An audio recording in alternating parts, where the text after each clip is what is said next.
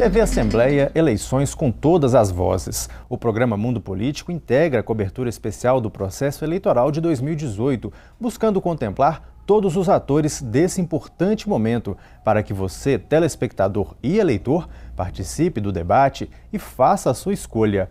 Uma dessas vozes é a do PSOL, que neste ano tem pré-candidata ao Senado Federal por Minas Gerais. Conversa conosco hoje a escolhida da legenda para essa disputa, a professora Duda Salabert. Duda, muito obrigado pela sua presença aqui conosco no Mundo Político. Eu que agradeço o convite, porque é um espaço importante para a construção da democracia, né, na eleição. É um espaço que a gente pode trazer nossas propostas e cabe ao espectador analisar que mais contempla a luta dele, né? Pois é, Duda, você se coloca como a primeira mulher travesti no Brasil, na verdade na América Latina, é pré-candidata ao Senado. Em que momento veio essa decisão? Como é que ela foi construída? Na verdade, eu tenho um histórico de luta nos movimentos sociais. Sou uma travesti, presidenta de uma ONG em Belo Horizonte, que é a ONG Transveste, que oferece cursos gratuitos para as pessoas travestis e transexuais. E com a ONG eu me apaixonei pela educação popular. Tanto é que iniciei esse ano também o curso popular da Guaicurus, que oferece educação gratuita, pré-vestibular e EJA, educação para jovens e adultos, para profissionais do sexo, como também ambulantes, camelôs e profissionais da região da Guaicurus. Então, esse interesse pela educação popular, somado às minhas lutas no movimento social, me mostraram que, se eu quisesse reverberar mais a nossa bandeira, tinha que dar um passo além do movimento social. E aí, a política institucionalizada é fundamental para que a gente tenha avanços na democracia do país. Pois é, embora essa temática de mais representatividade, enfim, nas questões de gênero, essa temática esteja sendo mais discutida hoje em dia, falta essa representatividade nas instâncias de poder, né? Exatamente. A questão das estruturas de poder, os espaços de poder, são espaços, em sua maioria, dominados por homens. Basta ver que na política brasileira não supera 10% o número de mulheres na política, né? Quer dizer, quanto mais pessoas travestis. Se nós lutamos por um Estado democrático, a representatividade é um espaço fundamental. Até o Afeganistão tem um número de mulheres maior em proporção do que o Brasil. Por isso que a luta travesti, a luta transexual, que foi historicamente excluída, alijada dos espaços de poder, né? A gente somou essas forças, somou essas bandeiras e vimos que temos que ocupar a política, temos que ocupar o espaço institucional, temos que ocupar os espaços de poder, não só enquanto assunto, mas também enquanto corpo, enquanto bandeira, enquanto sujeito, para propor, na verdade, uma nova cultura política. E quando eu falo cultura, é no sentido de percepção de mundo. O Brasil foi construído numa percepção de um olhar muito eurocentrado, um olhar muito masculinizado, e falta um novo olhar, uma nova perspectiva para construir aí sim, de fato, uma política mais democrática, mais plural. Por isso que essa minha pré-candidatura, ela tem um contorno não só no campo da político, mas também um campo da representatividade, né? Você, inclusive, Duda, faz um paralelo bastante interessante sobre a marca dos 35 anos, que foi a idade mínima para os pré-candidatos ao Senado nas últimas eleições, e é também a expectativa de vida da mulher travesti no Brasil. A que se deve esse fenômeno e como combatê-lo, inclusive agora, nessa discussão de pré-campanha? Então, essa pré-candidatura, ela tem um contorno político também, porque a palavra Senado, né, em sua etimologia, significa senhores. Então é um espaço feito para senhores. Tanto é que o primeiro banheiro feminino criado no Senado foi só em 2016. Agora, né? Agora, um espaço para homens. Né? Se é um espaço para homens, as mulheres têm que ocupar esses espaços. E as mulheres travestis também. E aí tem um contorno de provocação mesmo, né? E mais do que isso, historicamente o Senado é ocupado por senhores mais velhos. Como você disse, a idade mínima para pleitear esse cargo até a última eleição era 35 anos. E 35 anos é a expectativa de vida de uma travesti no Brasil. Quer dizer, um cargo que não é feito para travesti. E esses 35 anos têm um valor muito simbólico para a gente. E mais do que isso, o Senado é ocupado por homens mais velhos, que tem o papel de moralizar a sociedade, um papel simbólico de moralizar a sociedade. E aí o corpo das pessoas transexuais é lido tradicionalmente como imoral. Então, nós vamos rivalizar também um conceito de moral, um conceito de política, um conceito de ética, para propor, de fato, uma nova forma de construir política e rivalizar com esse modelo antigo. Então, meu corpo em si, a pré-candidatura em si, já é uma forma de rivalizar com o status quo, né? Agora, as últimas eleições para o Congresso Nacional, a gente teve muito dessa análise de que foi o Congresso eleito o Congresso mais conservador desde 1964. Isso aumenta o seu desafio, né? Mas aí que é mais importante ainda, você tem estruturas extremamente conservadoras, a gente tem que disputar esse espaço. E aí quando fala conservador, não estou falando conservador no sentido de uma ética pessoal da pessoa, mas sim no sentido conservador de manter os privilégios dos privilegiados e excluir os excluídos. Essa forma de fazer política, de privilegiar os privilegiados, tem que ser destituída do país. Temos que construir uma política que de fato esteja ligada com os movimentos sociais, com as reivindicações da rua. Cada vez mais as ruas estão sendo ocupadas. E a gente não percebe os políticos, aonde eles estão, né? Eles estão lá em espaços conservadores, né? Então, torna a minha pré-candidatura mais difícil, mas ao mesmo tempo mais necessária, porque tem que oxigenar esse espaço, ressignificá-lo e imprimir ali de fato um caráter mais democrático, né? Ainda nessa questão do conservadorismo, Duda, a gente é sabido que Minas Gerais é um estado tido como conservador, a gente tem até uma expressão famosa da tradicional família mineira, e você conversava conosco antes de entrar no ar sobre as reações que essa sua pré-candidatura, esse lançamento, como essas reações, como elas se manifestaram para você. Primeiro, como é que elas foram essas reações e o que te fez pensar dali para frente em manter essa candidatura, né, essa pré-candidatura? Igual eu falei, eu ponho essa palavra conservador, tem várias acepções, né? Então, eu não sou contrária, né, a pessoas que têm os seus valores religiosos, éticos, morais e querem manter aquilo e perdurar aquilo para uma manutenção de uma sociedade mais humanizada, mais equilibrada, com valores do cristianismo, por exemplo. Não é essa a questão. O que nós posicionamos contrário é em conservar uma cultura de ódio. E é isso que tem que ser combatido. Quando a minha pré-candidatura foi lançada publicamente, o que eu recebi de mensagens de ódio, né, no meu Facebook, nas minhas redes sociais, de 500 mensagens, pelo menos 350 era discurso de ódio.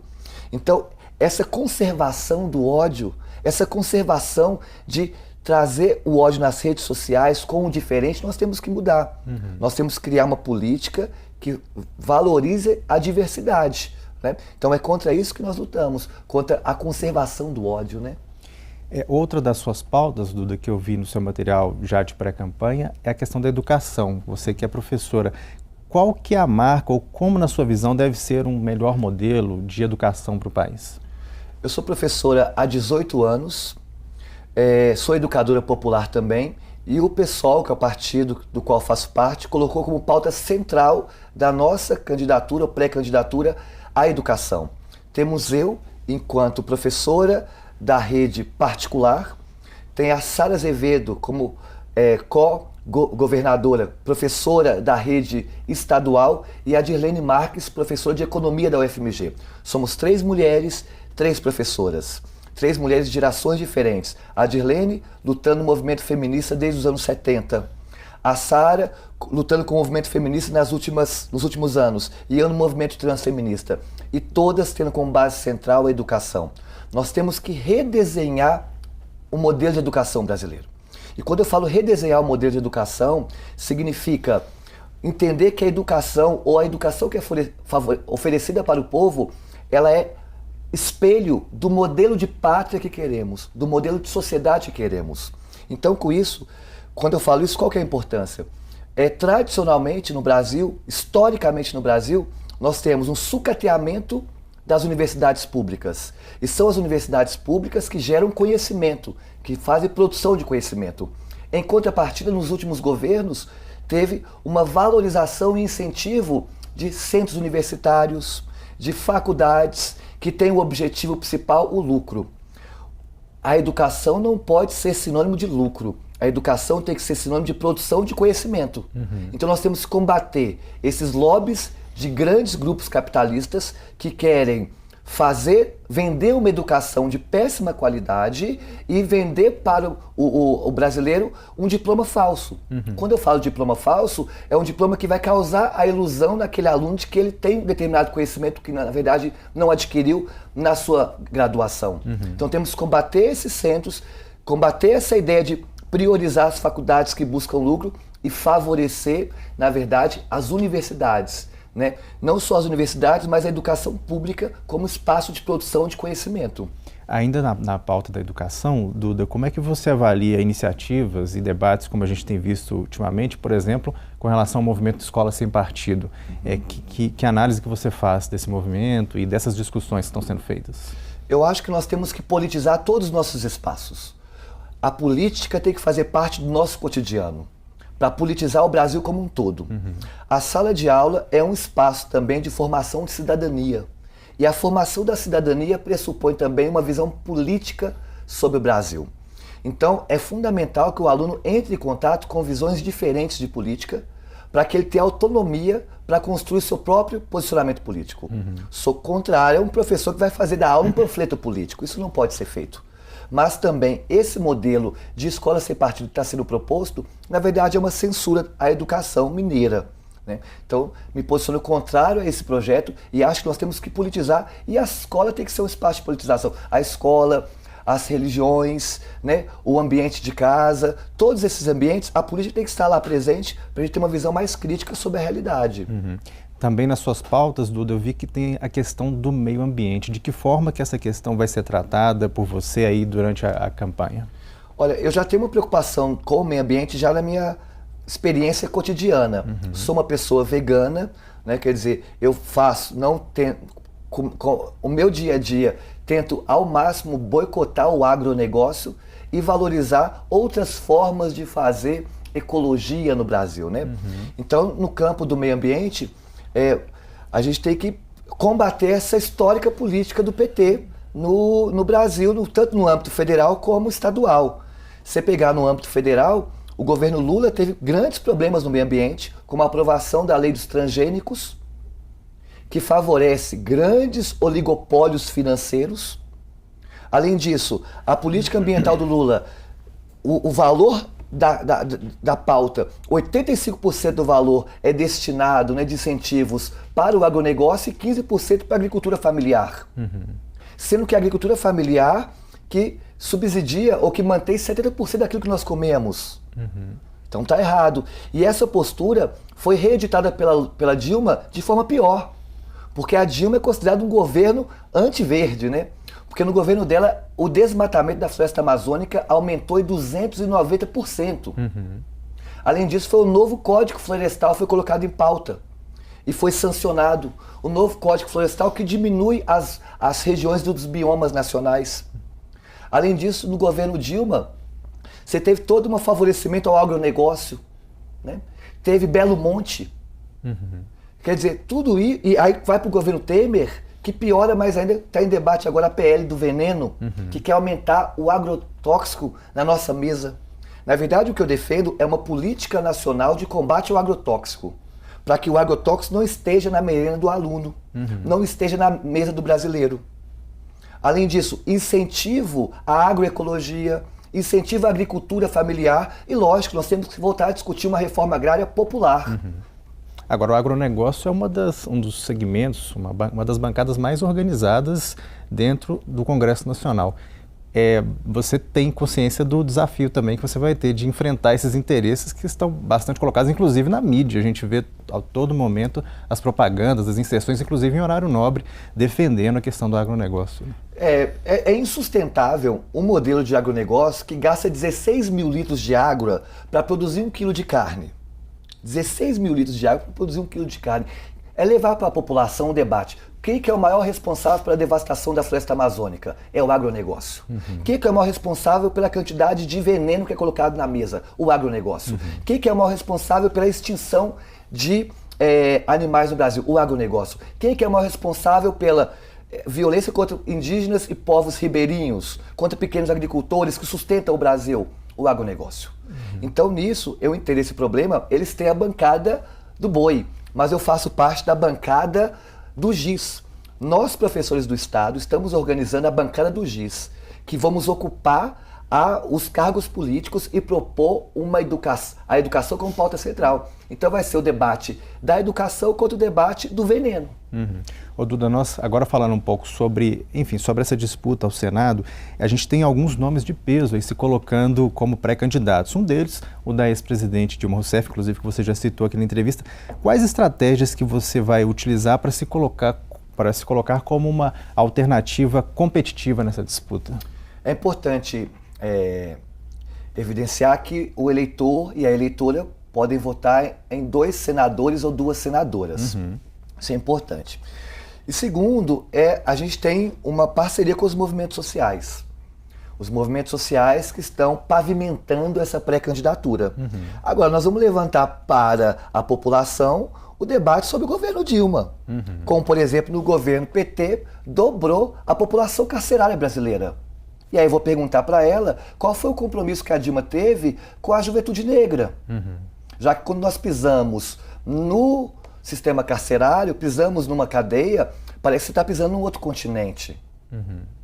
Quer dizer, qual que foi o compromisso da Dilma em relação ao meio ambiente? O governo que mais desmatou a floresta amazônica. Então esses debates, eu respeito a Dilma enquanto ativista e militante política que foi nos anos 70 e 60 no combate à ditadura militar. Mas não é essa Dilma que nós estamos vendo hoje. Se essa Dilma do passado ressuscitar, ela é muito bem-vinda para o nosso debate. Mas do contrário, vai ser carta mais do mesmo, né? Ô Duda, e que avaliação que você faz da atual representação mineira no Senado? Isso é interessante de levantar para o espectador, né? Para o telespectador. Quem são os senadores mineiros? E citar um projeto de lei que eles fizeram que contribuiu algo para Minas Gerais. O Senado, na verdade, ele é uma estrutura feita puramente de fisiologismo. Quer dizer, de interesses pessoais, em que as pessoas olham para o próprio umbigo. O que o Zezé Perrella, o que o senhor Aécio Neves fizeram por Minas Gerais ocupando a cadeira do Senado? Então, nós temos que discutir o papel histórico do senador e propor essa nova política, fazendo o Senado não um espaço de fisiologismo, mas um espaço em que as reivindicações populares estejam presentes. E uma dificuldade na disputa desse ano, comum a todas as forças políticas, parece que além do tempo restrito da campanha eleitoral, também é esse descrédito do eleitor, que a gente tem visto aí manifestado de diversas formas, inclusive agora em eleições extemporâneas, o altíssimo número da abstenção. Como superar esses desafios? Como é que você vai colocar toda essa plataforma que você pretende e tentar buscar esse eleitor? Mostrar para a eleitora e o eleitor que essa narrativa de que nós estamos descrentes com a política, ela favorece determinados setores da sociedade. Há setores da sociedade, que são setores que dominam a política, que não querem que as pessoas se posicionem e se interessem por política. Mas, paralelo a isso, a gente está vendo cada vez mais as ruas cheias, cada vez manifestações maiores, tanto da direita como da esquerda. Então as pessoas estão cada vez mais interessadas por política. No ano passado fizemos a maior greve geral da história do país. Então a ideia é reverberar, amplificar essas lutas e mostrar a importância do engajamento, né? Eu tenho certeza que esses espaços públicos ocupados vão contaminar, no bom sentido, cada vez mais os eleitores. E acredito que esse ano vai bater um recorde de participação nas urnas, porque o brasileiro está interessado em mudar a realidade. Duda, a gente agora, também muito dentro da temática que você abordou, principalmente no início da entrevista, a gente está agora com 111 dias do assassinato de Marielle Franco. Como é que você avalia, primeiro, esse crime e segundo, essa falta de respostas ainda hoje para esse crime, essa tida como execução dela e do motorista? Marielle presente, Anderson presente, foi um atentado, né, uma execução contra a Marielle, contra as mulheres negras, contra a democracia. Se o meu corpo está aqui hoje disputando representatividade, porque é importante lembrar, 90% das travestis estão na prostituição por falta de mercado de trabalho. Estima-se que 41% das travestis no Brasil estão com HIV. A cada 2 travestis que você vir, possivelmente uma está com HIV. 91% não concluiu o 2º grau. Nossa expectativa de vida é 35 anos. Dentre outros números alarmantes, 80% dos assassinatos contra as travestis é com uma violência exagerada. Nós disputamos um conceito de humanidade ainda.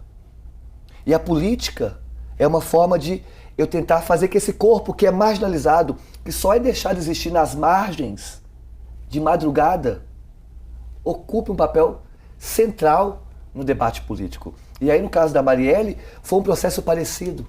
Era uma mulher negra que sai da periferia e consegue ocupar um espaço de poder. E é executada com 5 tiros na cara, no centro do Rio de Janeiro. 5 tiros na cara é para ter caixão fechado. É para a família não se despedir. É um recado para as mulheres negras não ocuparem aquele espaço. E continuarem o quê? Trabalhando como gari, na faxina. Nada contra essas profissões. Mas são as profissões no campo financeiro menos valorizadas. Duda, para a gente terminar a entrevista, a gente já está até com o tempo estourado, as redes sociais vão ser a sua maior aposta aí nesse engajamento do eleitorado? Redes sociais e rua. Estou sempre na Praça 7, sempre na Praça Estação, estou em todos os espaços de manifestação pública que estão ocorrendo. E rede social, porque eu acredito que a maior parte do meu público, que possivelmente votaria em mim, é o público jovem. Mas é também esse público descrente, com essa política do Pimentel, que também no campo ambiental foi um grande descaso, né? Basta ver o crime da Samarco, né? E que também esse governo flexibilizou, né, o licenciamento, que possibilita que novos crimes como esse aconteçam. Mas estou nesses espaços, a rede, sobretudo Duda Salabert, no Facebook, redes sociais, me procurar, a gente troca mensagem para construir uma política coletivamente. Ok, Duda, eu agradeço mais uma vez a sua presença conosco aqui no Mundo Político de hoje. Obrigada. E muito sucesso aí na disputa. Fico feliz, obrigado pelo espaço e vamos transformar essa realidade. Conversamos, portanto, com Duda Salabert, que é pré-candidata ao Senado por Minas Gerais pelo PSOL, falando aí então sobre as plataformas, as bandeiras que ela pretende encampar aí nessa pré-campanha e depois na campanha eleitoral, os desafios, enfim, as disputas colocadas aí nesse cenário político eleitoral para que você faça a sua escolha. O Mundo Político termina aqui, obrigado pela sua audiência e até o nosso próximo programa.